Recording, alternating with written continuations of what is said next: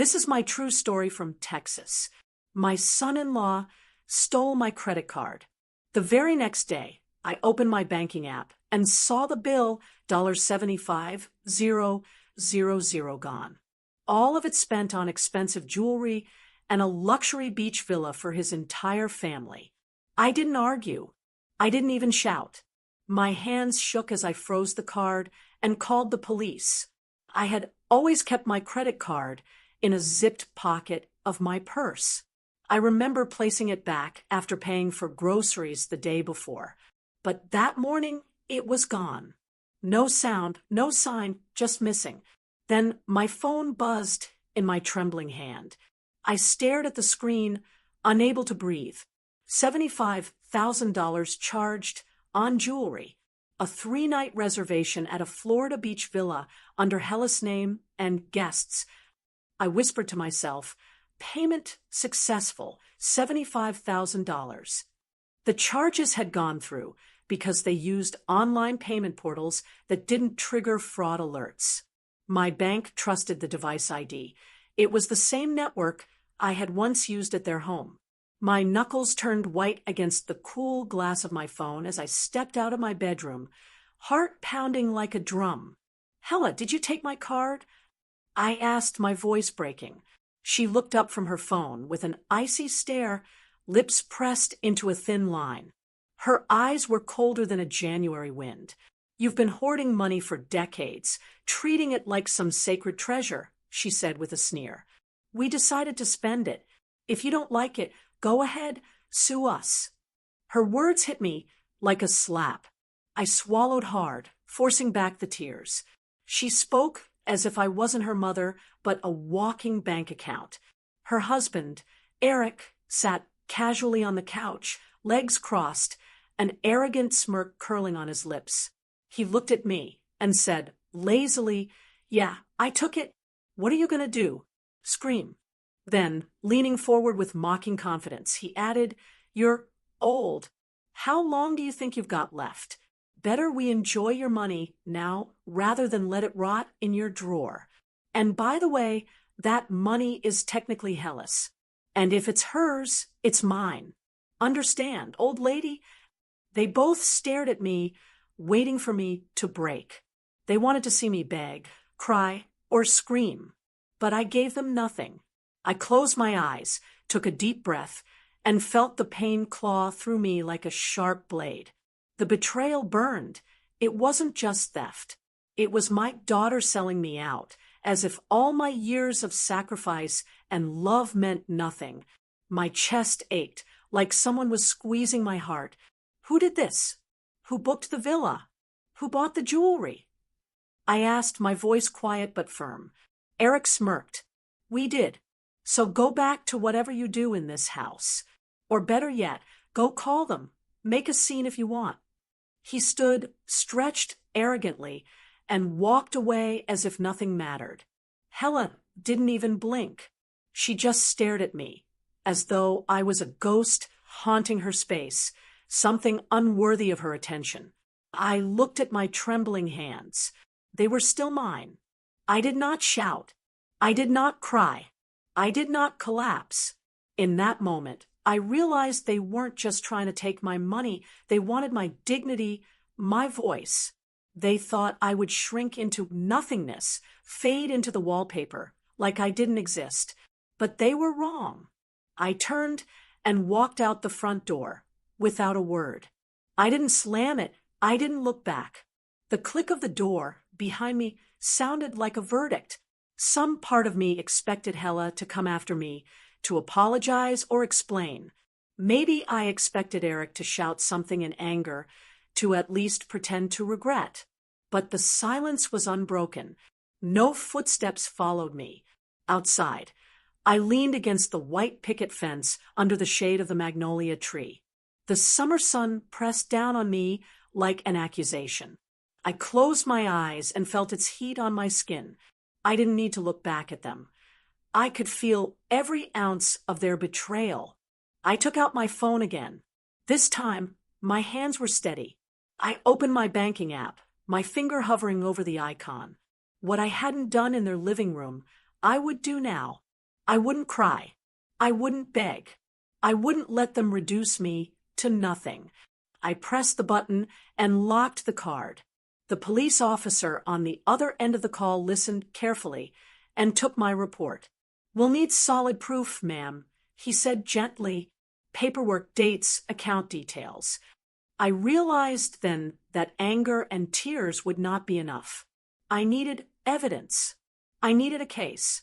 I promised myself there would be no more hidden trips, no more quiet betrayal. I would open the door they tried to shut in my face.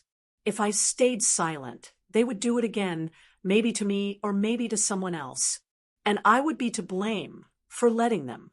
The world felt unsteady, like a spinning top about to topple. But then, standing under that magnolia tree, I felt something else inside me. Fear, yes. Sadness, yes. But also a fire, a quiet, unshakable resolve. They thought I would fade away like an ember, but I was already burning brighter than they knew. I took a deep breath, unlocked my phone, and froze the card for good. The screen flashed, inactive. I placed the phone in my purse and straightened my shoulders. The dining room felt colder than a courtroom. Its polished mahogany table and glittering chandelier suddenly felt like weapons of judgment. Hella looked at me, scoffing as she wiped her lips with a napkin. Her eyes were sharp, cruel. "Fine," she said, her tone dripping with smugness. "Lock it. Let's see how long you can last with nothing." Eric laughed and leaned forward, adding, "Maybe we'll slip the bill under your pillow and let you believe the fairies paid for it." His laughter rang through the room, hollow and sharp. I felt their contempt like fire against my skin, but I refused to let them see me cry. I simply stared back at them, letting my silence speak louder than any words. Then came the final blow. Hella called her brother on speakerphone, her voice sickly sweet. "She's getting forgetful. She lied. So, we covered the charges. That's what children do, right?" I watched the lies spread across their faces like poison. They had decided to paint me as an unstable, senile woman.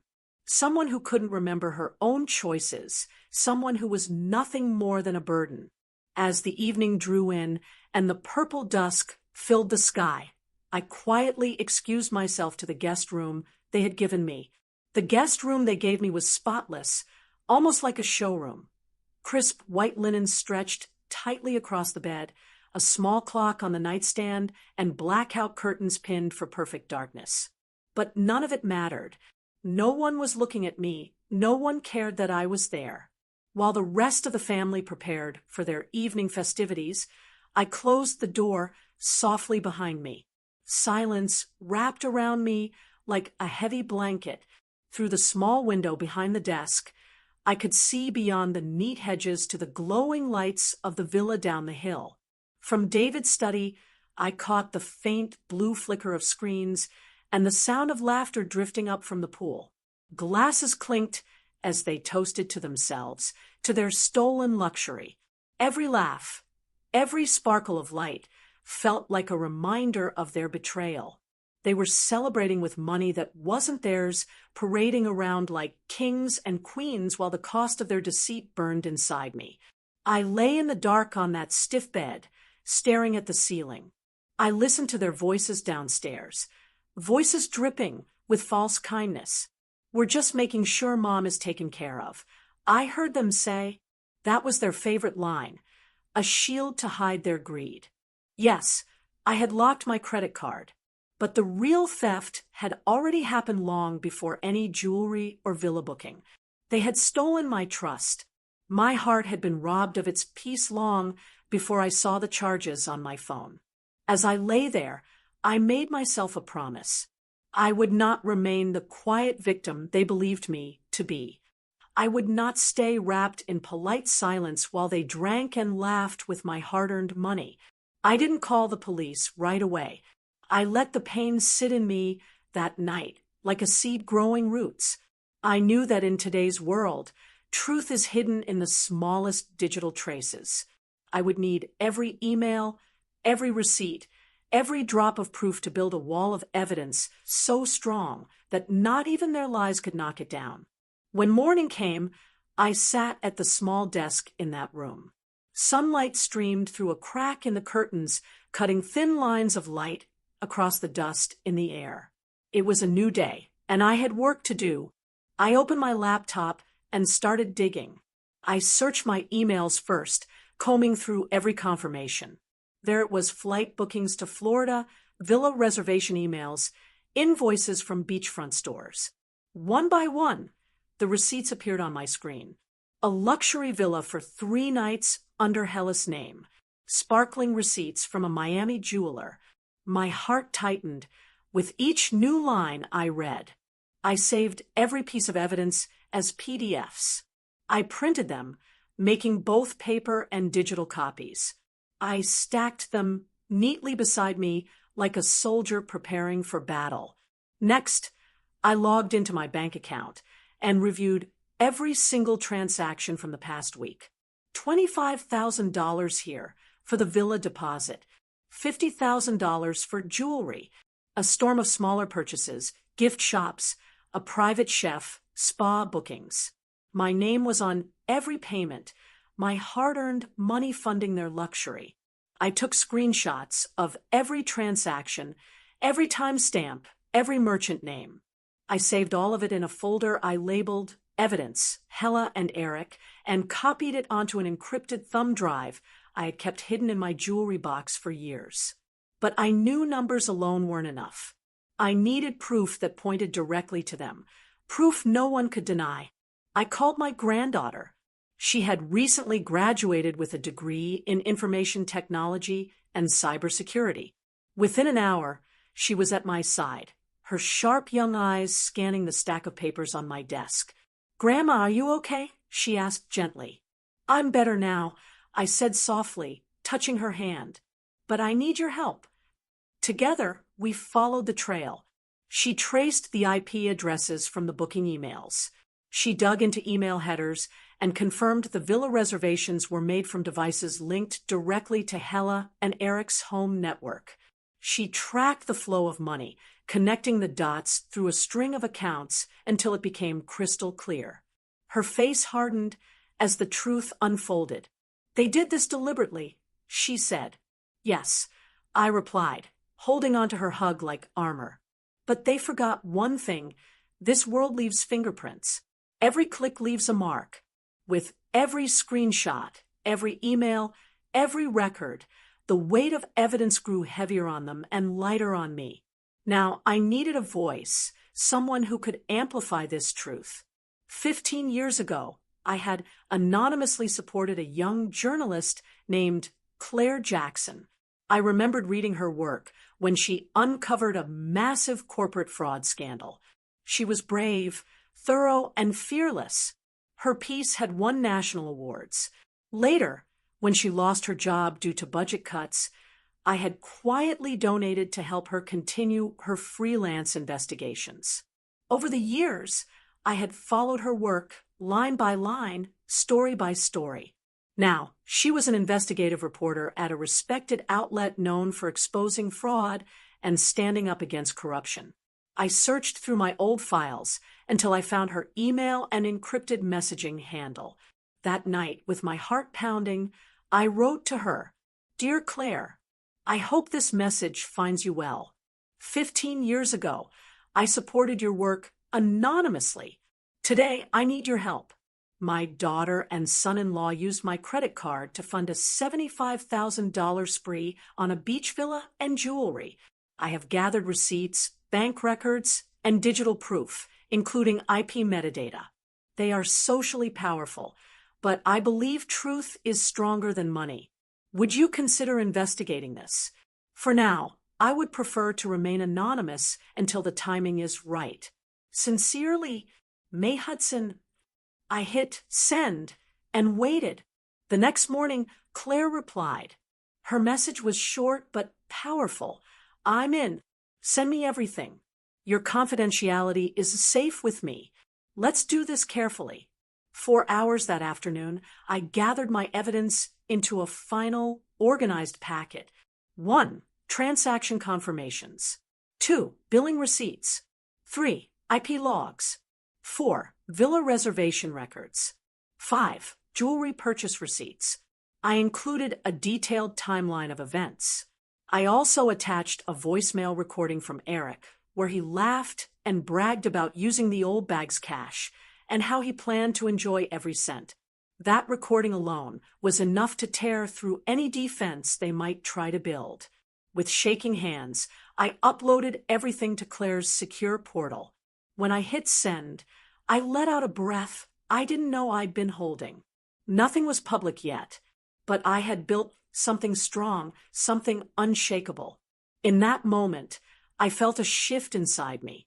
I was no longer just a victim. I was the architect of their reckoning. I was no longer just gathering evidence. I was preparing for justice. I wasn't silent anymore, but I also wasn't ready to shout. I would wait for the right moment, the moment when the truth would stand in the open, undeniable and strong, when facts would cut through lies, when the weight of evidence would speak louder than any tears. Claire confirmed she had received my files and promised she would handle everything carefully. I closed my laptop and leaned against the doorway, staring into their empty dining room. The house was so quiet, yet heavy with tension, like the walls themselves knew the secrets they were hiding. They thought they had won. They thought their deception was safe. But soon, they would see just how determined a grandmother can be when her trust is shattered. I walked away calm and steady. I let the day pass, holding on to the peace that came from knowing I had done something hard. I had stayed quiet long enough to plan the truth. The next step would be public, but for now, I had laid down the foundation brick by brick.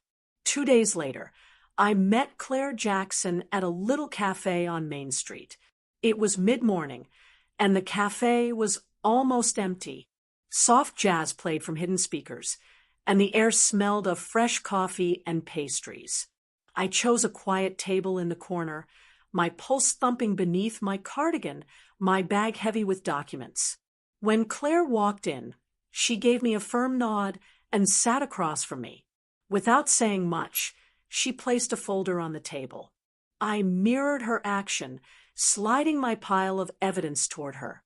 "These are the bank statements," I said in a low voice. "Here are the email confirmations for the villa, the receipts for the jewelry, and IP logs showing that the bookings were made using devices inside their home." She read quickly, but carefully, noting every date, every amount, every name. Her pen clicked softly as she made notes. "There's also a voicemail." I added, my throat tight. Eric bragging about spending my money as if it were his own. Her eyebrow lifted as she listened to the clip. "This is very detailed," she said quietly. "You left nothing out. Why now?" Her tone wasn't pity. It was curiosity, the kind that digs for truth.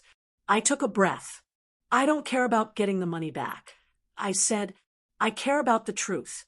I want people to see what they did. It's not just about my card. They stole from me, but they also tried to steal everything I stand for. I want them exposed." Claire leaned closer, her voice steady. "So you're not hoping for restitution? Not even an apology?" "No," I said. "This is bigger than me. If I go public, maybe other elders will see they don't have to stay silent. We don't have to quietly disappear when someone takes advantage of us. We have a right to fight back." She gave a small smile and nodded. "That's the story, then, a Texan grandmother who refuses to be erased." She tapped her pen gently. "Is there anything else you want to share? Something they didn't take?" I hesitated for a moment, then reached into my purse. I pulled out a small velvet pouch and placed it on the table. Inside was my wedding diamond, a simple but beautiful stone. "I gave this to them once," I said softly. "It was a gift of trust, a symbol of family and love." Now, I want it to mean something else. If the story runs, I don't want this diamond sold for profit. I want it donated to a charity that supports women who've been taken advantage of, women who need hope. Claire studied the diamond for a moment, her eyes warm. That's powerful, she said. Even after they tried to take everything, you're still giving back. I nodded. I want this diamond to create something good. I want them to see that even when they tried to break me, I rebuilt stronger. Claire stood and offered me her hand. Thank you, Mrs. Hudson. I promise I'll handle your story with care and respect. She gently touched the pouch before slipping it into her bag. Expect a draft in a few days, she added. I need to verify everything, but it's solid. Your calmness is going to shake their world. Thank you, I whispered as I stood with her. When she left, I sat alone in the cafe, my coffee cooling untouched. The quiet around me felt heavier now, but in a purposeful way. Watching the door close behind Claire, I realized I had crossed a line from being a betrayed mother to being a force of truth. I gathered my papers, slung my bag over my shoulder, and stepped outside. The town was busy as always, cars honking, shoppers passing, birds calling. But for me, nothing would ever be the same. I took a deep breath and thought of the diamond I had left behind. It wasn't just a jewel now, it was a promise. Over the next 2 days, I heard from Claire as she verified the villa bookings and traced the history of the diamond. I kept myself busy, tending to my roses, baking bread for my neighbors, writing thoughtful notes to friends. A strange calmness settled over me. Claire messaged me once, "If your goal is truth, we can run this and do it right." I replied simply, "Yes, do it for all of us." The morning the New York Times published the story, I sat at my kitchen table with my granddaughter beside me, a lukewarm cup of coffee in my hand. The headline glared from the screen. When Family Steals, a Texan grandma breaks the silence. The subheadline read, How One Elderly Woman's Stolen Credit Card Revealed a Multi-million-dollar Betrayal. My throat tightened, not with fear, but with relief. Claire's article was detailed and precise. It described how my granddaughter traced the IP addresses, how the Florida villa confirmed a 3-night stay under Hella's name, and how $50,000 had been spent at Marisol Diamonds. The piece even quoted Eric's cruel voicemail. "We finally got her money. Good riddance." Screenshots of emails, bank statements, and metadata were all there. Claire even included photos of the diamond pouch, now set to be auctioned for a women's charity. The article explained how Hella and Eric first convinced me to give them the card for small expenses, only to abuse that trust and drain it dry. It included Eric's mocking words about my age, as if I didn't deserve my own savings. Within hours, the story spread everywhere. Screenshots filled Twitter and Facebook. Hashtags like #MotherMoneyMatters and #LastWithdrawal started trending. Major news outlets picked up the story, and local Texas channels ran segments asking, "How well do you really know your family?" My inbox flooded with messages, friends, old neighbors, even distant relatives. One email read, "I thought I was alone when my son did something similar. Thank you for standing up for all of us." On the other side, Hella and Eric's social media accounts went silent. Their wedding registry vanished. Their Instagram, once filled with happy couple photos, was suddenly empty. Eric's FaceTime profile disappeared. Their perfect online image had crumbled under the truth. During lunch that day, their lawyer contacted Claire. There was no apology, no attempt to explain, just a demand. Remove all personal details about my clients from future coverage. Claire didn't hesitate. No, she replied firmly. Everything in the article is thoroughly verified. We stand by it. I didn't celebrate. I didn't smile or cheer. My emotions were quiet, calm like the still water of a deep lake. Around noon, I looked out my window and saw a local news crew parked across the street. They were setting up cameras, some sitting on foldable chairs, waiting for me to speak. I stepped out, opened the front door, and walked onto the porch. My voice was steady as I spoke. I am not looking for pity, and I don't regret calling out what was done. I only hope other grandparents and elders know they are not powerless. Truth is not rude, it's simply justice. As I turned to go back inside, a reporter called out, "How do you feel? Do you feel vindicated?" I stopped for a moment and answered, "Not vindicated, awakened." By evening, I saw a small post from Hella on a private family Facebook group. Mom saw the article. She's upset. We're dealing with it. A few hours later, there was another update. Eric is devastated. We're taking a break from everything. But the public didn't slow down. The story had its own energy. Now, I read tweets like, "Nothing hurts more than realizing your own child can steal from you." Another person wrote, "Finally, someone believed her." I felt the weight pressing on them, the walls closing in. But I didn't mock them or gloat. I simply carried on with my life. I spent the afternoon planting roses in my garden, baking a batch of warm oatmeal cookies for my granddaughter, and writing in my small orchard journal. I had spoken, and the world had listened. Deep in my heart, I knew the change had already started. It wasn't just about their reputation or their bank accounts. It was about families everywhere pausing and asking themselves, could this happen to my mother, to my grandmother? I didn't scream. I didn't demand anything. I simply presented the truth on paper with proof, and that truth shattered the careful illusion they had built. The Times article was only the first blow, but I could already see the cracks in their walls. Justice doesn't always come with a loud voice. Sometimes it's the quiet truth that speaks the loudest. The next morning, I mailed my formal complaint to the FBI. I included everything, every single piece of evidence I had collected. There were transaction records, the villa booking emails, jewelry receipts, IP, address logs, my granddaughter's tracing reports, the voicemail clip, and time-stamped proof of Eric bragging about using my card without permission. I didn't exaggerate anything. I didn't add emotion to it. It was just the facts. Weeks later, my phone rang. It was a special agent from the FBI. Her voice was professional and calm, but there was a firm edge to her words. "Mrs. Hudson," she said, "we're opening a federal investigation. This isn't just about stolen funds. We have reason to pursue charges for conspiracy, elder exploitation, and insurance fraud." I sat quietly listening as she explained. When someone steals from an elderly person, especially when there's manipulation or power imbalance involved, the penalties are severe. We also have evidence suggesting you were considered a liability to their inheritance. She paused, then continued. We have discovered that they discussed taking further steps.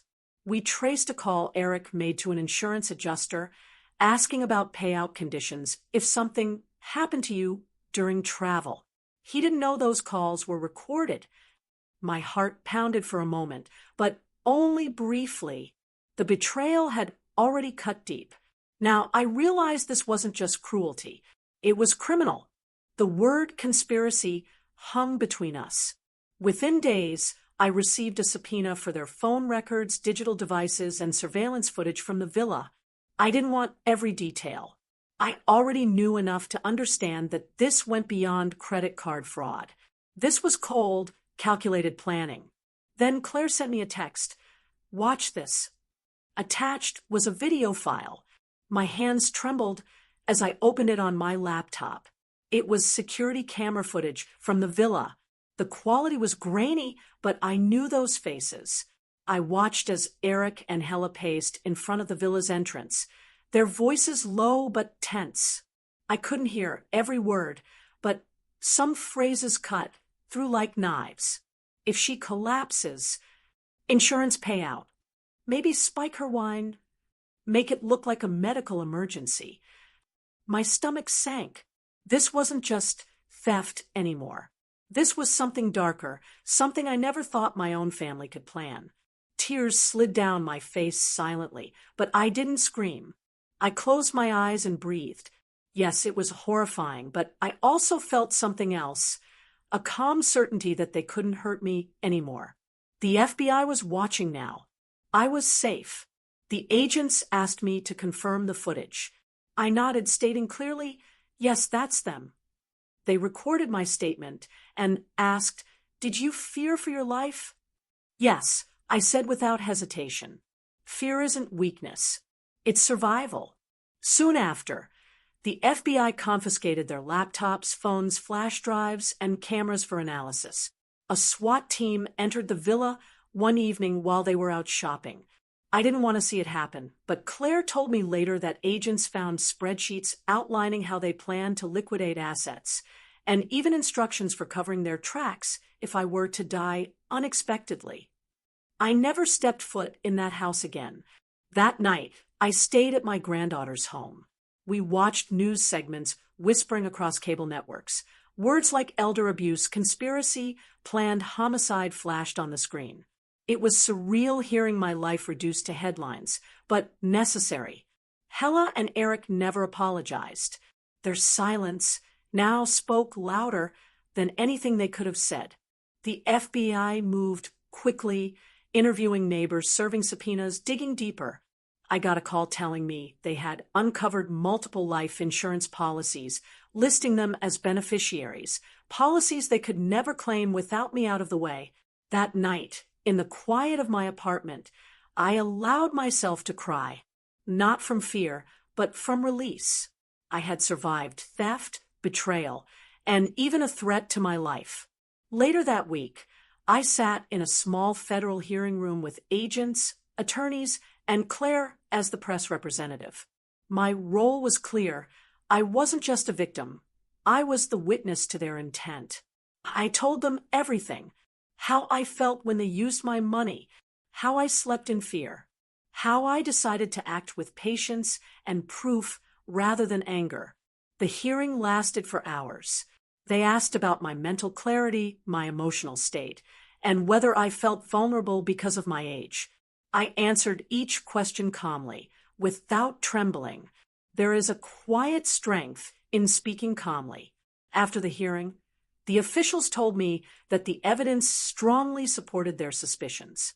It wasn't just a matter of a stolen credit card. It was a carefully planned scheme to rob me of everything, even my life, so no one could stand in their way.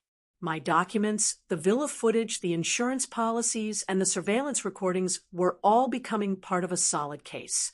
When I left the building that afternoon, the air was cool and sharp, and the sound of my steps echoed against the pavement.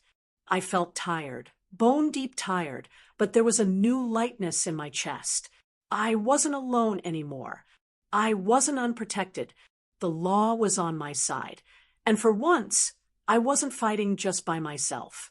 The system was protecting me, not from strangers, but from the two people who should have been my family. Within days, both Hella and Eric were arrested. I didn't see it happen, but when I heard the click of handcuffs on them, I imagined it sounding like a gavel delivering justice. I didn't feel joy or triumph, only a deep sense of relief and closure. There is peace in knowing that those who planned harm have finally been stopped. That night, I lit a candle on my nightstand. I whispered a soft prayer, not only thanking God for keeping me safe, but also for the strength to reclaim my dignity and fight for justice. I slept in my own bed for the first time in weeks, without fear creeping in from the shadows. The next morning, I stepped outside. The sunlight brushed against my face. I took a slow, deep breath and tilted my head to the sky. I felt free, free from their cruel plans, free from fear. I was still alive, still breathing, and still deserving of respect and peace. While FBI agents worked miles away, gathering more evidence from that villa, I planted a rose bush in my front yard. To me, That rose wasn't just a plant. It was a promise. A promise that no matter how much pain I had been through, I would still bloom. When the court hearings began, I sat in the gallery wearing a simple navy blue suit. It wasn't just clothing, it was armor, a reminder of the pride I had taken back. Across the aisle sat Hella and Eric. Their wrists were cuffed, and their faces looked pale, stripped of the arrogance they had once worn like a badge. The courtroom was tense. You could hear the faint hum of the air conditioning and the occasional rustle of reporters taking notes. The prosecutor started with the recordings. The first was Eric's voicemail, the one where he laughed and said, "We finally got her money. Good riddance." His voice filled the courtroom like poison. Then they played another clip where he had threatened me, thinking no one else would hear. The judge's face darkened, and his eyes burned into Eric. "Is that your voice?" the prosecutor asked. Eric hesitated, his shoulders tightening before slumping in defeat. "Yeah," he muttered, barely audible. Then came the most painful evidence, the audio from the villa's security camera. I heard his voice say, "Make sure she signs the card. I'll lock it later. We're already in too deep." Another line followed, cold and planned. "If she collapses after villa check-in, we'll play the grieving son-in-law." It wasn't fear I heard in his voice. It was calculation. I stared at him from across the room. This man, who once smiled at my dinner table, had turned me into nothing more than a number in his scheme. This wasn't just theft. It was betrayal, sharp, deliberate, and cruel. The prosecution then presented the life insurance policies. Both Hella and Eric were listed as beneficiaries, directly linked to my retirement accounts. An insurance expert explained how such policies are legal, but when tied to suspicious actions, they become evidence of something darker. Eric had even called an insurance office to ask what conditions would guarantee an accidental death payout. The audacity of it made my stomach turn. Next, they played security footage from the villa driveway. The image showed someone carrying wine glasses toward the room where I had been staying. The audio was faint, but transcripts were read aloud in court. The words sent a chill down my spine. "If she doesn't wake up, we say carbon monoxide. We keep everything, the inheritance, the villa, the jewelry." My fists clenched in my lap as I thought about those nights. I remembered lying awake while their laughter echoed outside my room. I felt the fire in my chest burn hotter, but I stayed composed. When the prosecutor called me to the stand, I stood slowly. Every step I took reminded me of everything I had endured to get here. In my hand, I held a small velvet pouch. Inside was a single sapphire blue diamond, my wedding stone, the one I had once given them out of love and trust. "Mrs. Hudson," the lawyer asked gently, "what is that diamond?" I opened the pouch and held it up. My voice was quiet but steady. "This is my wedding diamond. I gave it to them years ago as a mother's gesture of love. But now, I donate it to a women's charity in their names. It no longer belongs to them. It belongs to something better." The prosecutor nodded, and the bailiff took the diamond into evidence. It was proof not just of money stolen, but of love twisted and misused. The next morning, the jury deliberated. It didn't take long, less than 2 hours. They returned with their verdicts. Eric was found guilty of elder exploitation, grand theft, conspiracy to commit insurance fraud, and attempted homicide. Hella was found guilty of conspiracy and being an accessory. The courtroom was silent as the judge read the sentences. Eric, life in prison, no chance of parole, and full restitution. Hella, 25 years behind bars and permanently banned from inheriting anything in my name. The word guilty rang in my ears, not like music, but like a bell signaling the truth had won. As I left the courthouse, a reporter asked, "How do you feel?" I stopped and said softly, "I feel safe, not angry, not vengeful, just safe." And I know that truth matters. Weeks later, I went to see the old beach villa. It had been sold through an estate sale, and I purchased it at a discount.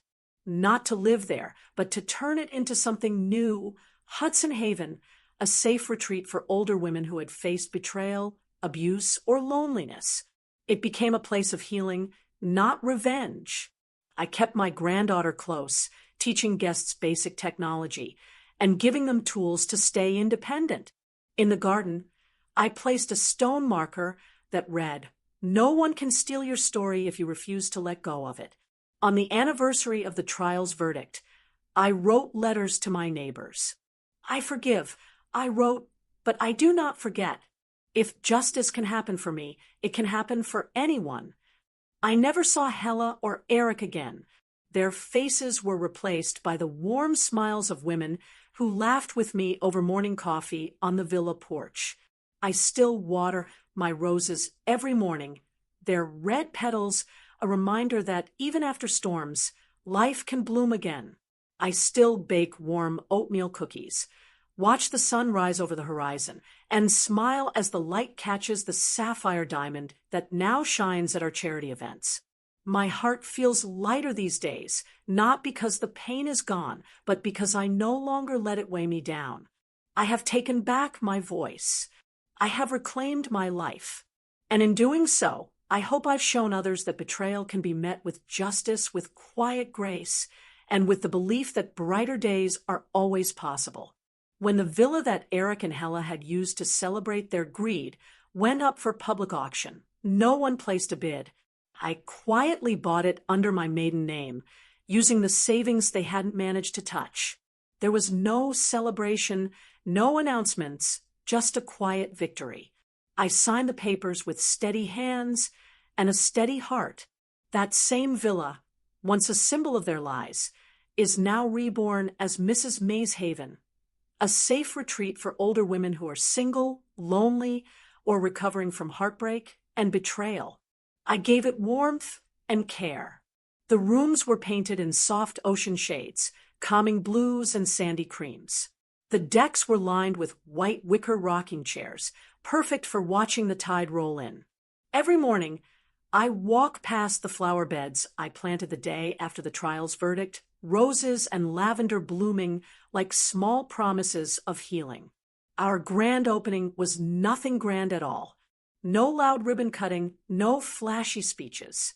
Just a quiet sunrise ceremony. A few reporters showed up with cameras and coffee cups, curious but respectful. I stood by the old oak tree on the lawn, the ocean breeze brushing through my hair. My heart pounded, but my voice stayed steady as I said, "Thank you for being here. They took my money, they tried to steal my future, but they never took my pride. This place is for women like me, strong, brave, hurt at times, but never broken." I looked around at each face, letting my words sink in. Money can be taken, but dignity cannot be stolen when a grandmother stands her ground. Afterward, the guests explored the common room, where shelves held memoirs, journals, and colorful art supplies. The kitchen in the back served simple, wholesome meals. Outside, winding paths led to the dunes where the waves whispered stories of survival. I watched as a few elderly women sat together on the porch, sharing laughter that rose softly into the salty air. It felt like the start of something beautiful. Every morning, I take a slow stroll around the property, watering the rosemary, jasmine, and magnolia. These small routines remind me that life, even after storms, can be tender. Then I sit on the porch with my phone and write to my granddaughter just so she knows I'm well. Yesterday, I sent her a short message. "Good morning, Lily. The roses are blooming again. I'm here, still growing. Don't rush through life. I want to be here to watch you grow too." Minutes later, her reply came with heart emojis and a photo of her latest science project. I smiled so hard my cheeks ached. Life here is simple now. I walk along the beach collecting driftwood, teaching knitting circles on the veranda to whoever wants to learn. In the evenings, I read aloud by the warm light of a lamp while women gather around, sipping tea and listening. We talk about healing, second chances, and what real courage looks like. There's no bitterness left in me anymore. The pain is still there, but it's softer now, transformed into lessons. I've learned that respect isn't freely given, but once taken, it can still be reclaimed with patience and strength. Each month, I stand on the veranda and watch the sunset.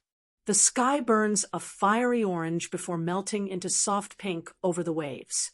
I breathe in the salt-filled air and feel at peace. Sometimes I think of Eric and Hella locked away and unable to witness this place of healing and love. They lost not just money, but their own humanity. But I refuse to let their darkness cast any shadow over my days. I live fully, with purpose and gratitude, right here by the water's edge. And that, to me, is victory enough. Mrs. May's Haven is not just a name. It's a promise that betrayal can give birth to compassion, that loss can be transformed into sanctuary, and that no matter how old a grandmother is, she can still lead with light. As the waves roll in every morning and night, I whisper to myself, I didn't just survive, I thrived.